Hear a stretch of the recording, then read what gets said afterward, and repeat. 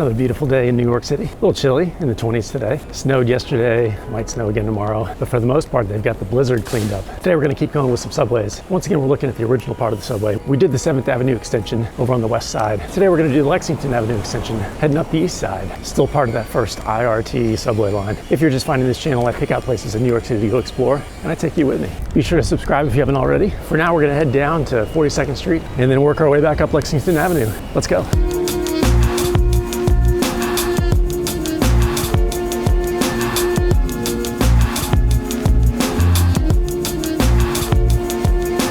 So we're here at 42nd Street Grand Central Station. So remember that original 1904 subway line was shaped kind of like a Z. It came down the west side, cut across 42nd Street, and then went down the east side. After 1913, as part of the dual contracts that were signed between the city and the IRT and the BMT, the IRT extended their lines down the west side and up the east side.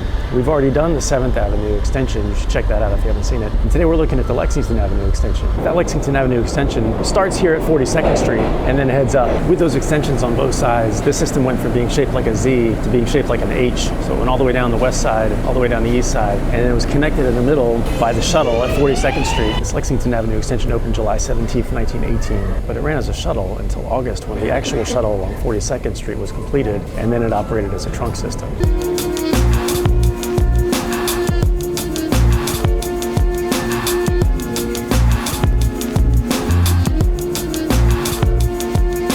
This station became known as the diagonal station because it's set at a 45-degree angle to the streets above. So again, it opened in July of 1918. It has 2 island platforms. It's an express stop, so it serves the 4, 5, and the local 6. The columns at this station are massive because they have to support the weight of Grand Central Terminal and other office buildings around it. So this station is home to the Master Tower, which controls the entire Lexington Avenue line. That's at the south end of the platform. Just south of the station, the downtown local track merges with the original local track, which is now part of the 42nd Street shuttle. There's only one remaining track that's connected from the original 4-track system.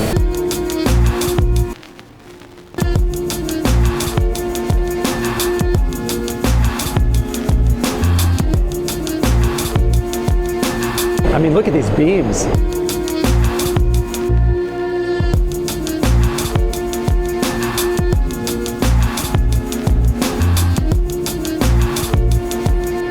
And you can see how the tracks turn as they leave the station because the line is straightening out with the streets above.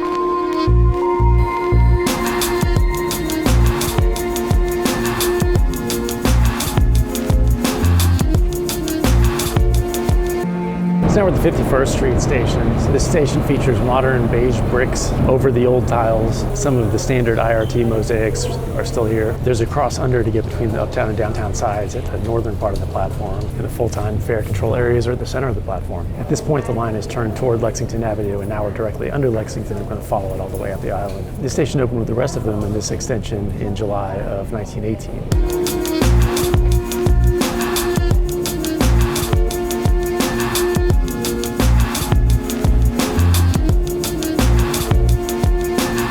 That end, there's a transfer to the E and the F.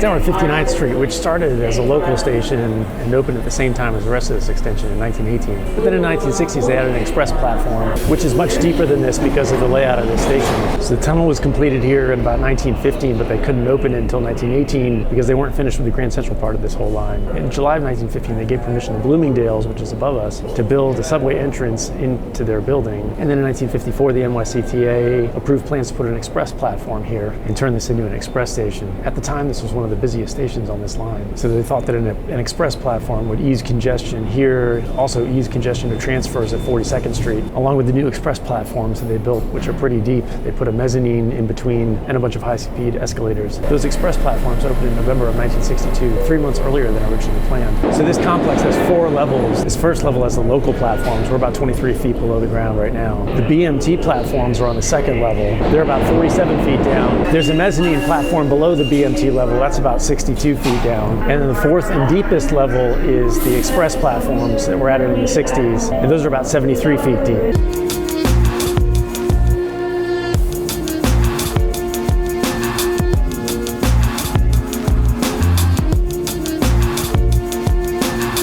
come down one level, we're back on the BMT line. This line sits perpendicular to the line upstairs. So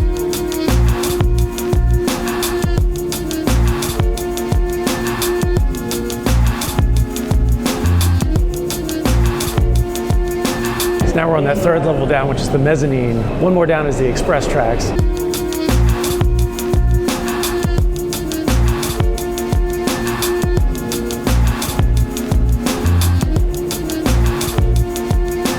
So now we're pretty deep. And remember, this is the part that was added in the 1960s. And it feels pretty cavernous and kind of dark. You get these really thick walls between the uptown and downtown lines.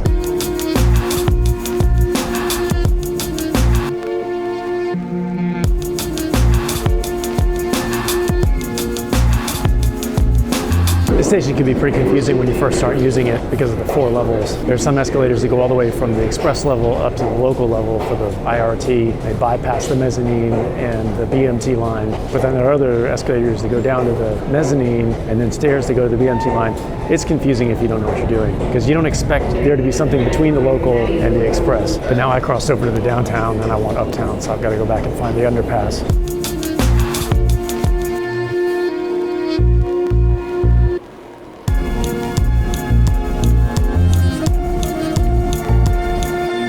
Now we're at 68th Street, Hunter College. This station opened with all the rest of these stations in July of 1918. We got 2 local tracks. The express tracks have gone down underneath us. They don't stop here.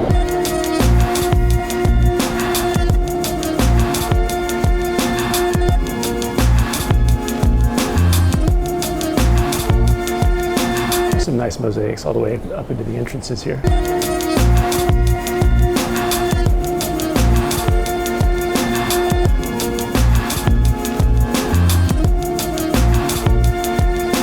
Here we got the exit that leads right into Hunter College. Nice mezzanine, nice sitting area, and a crossover.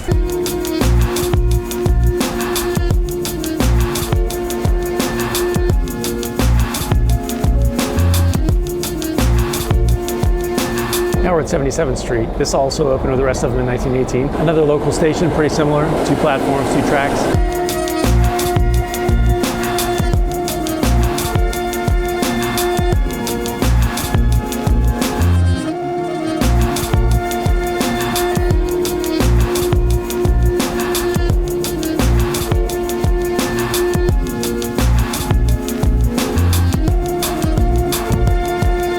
Now we're at 86th Street. It's interesting to be stopping here and focusing on it because this is my home station, so I spend a lot of time here. This, along with the rest of them, opened in July of 1918. This is an express station, so you got local tracks up here. The express tracks are on platforms below us. This level's just underground. The lower level's about 48 feet below ground. There are no crossovers or cross-unders at this station, so you have to enter on the side for the direction you want to go. They're doing a lot of construction to add new elevators, though, and I want to believe that maybe they're putting a crossover in somewhere, but I'm not actually sure. This station was added to the National Register of Historic Places in March of 2005.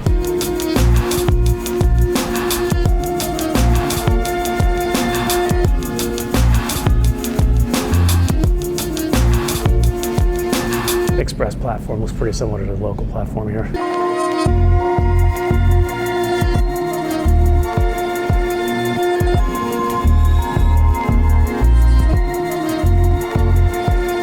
Now we're at 96th Street. The station has 2 local tracks, 1 on each side of the platform. Platforms on each side. There is a crossover at this station, so you can get from the uptown and the downtown side. And this south end of the platform has a rounded ceiling, which is because of problems they encountered during construction. This is a local station, so the express tracks are below us, but they don't stop here. But there are apparently emergency exits from those express tracks somewhere in here.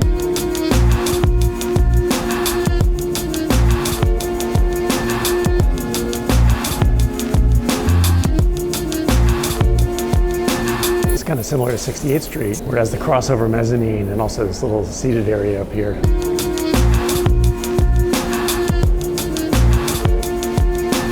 Found the emergency exit.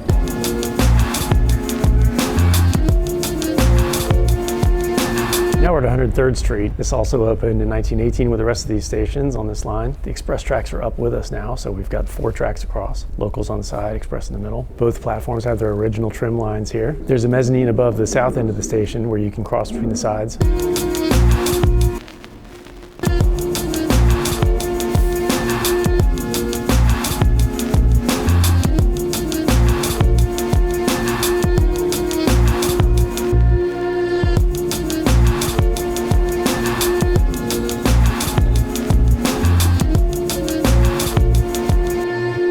110th Street. The station also opened in 1918. Again, we got 4 tracks. Local station though, so 2 side platforms. Express tracks pass right on by. The entrances are at the middle of the platform on either side. There's no crossover at the station either. Both of these platforms used to have second exits at the other ends of the platform, but there were so many crimes that were happening in those exits that they closed them in the 1990s.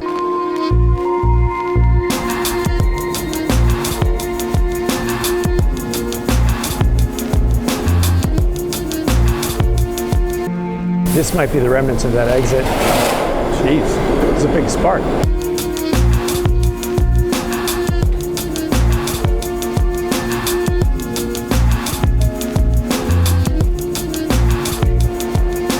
Now we're at 116th Street. There's another local station. The express tracks are down below us again. The station also opened in 1918 with the rest of these on this line. Fare control is at platform level on either side. There's no crossover at this station either. And we still got some nice mosaics here.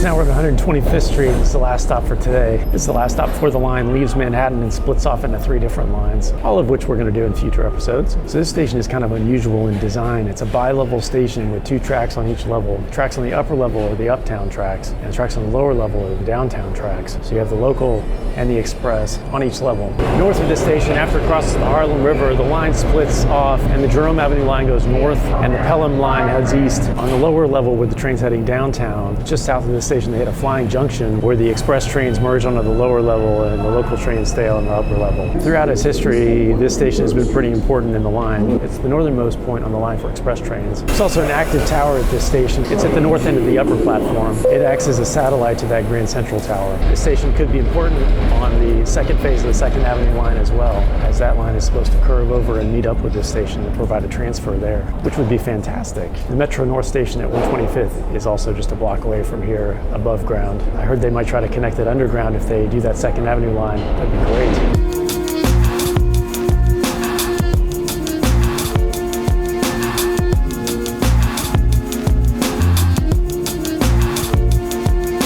Split mezzanine up here, so fare control on either side.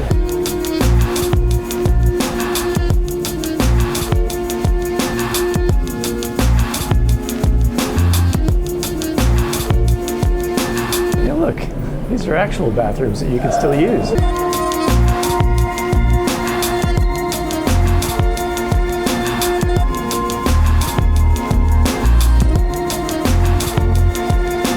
Now we're on the lower level, which is the downtown level. It looks a lot like the upper level. That's pretty much it. I'm going to catch this express back up.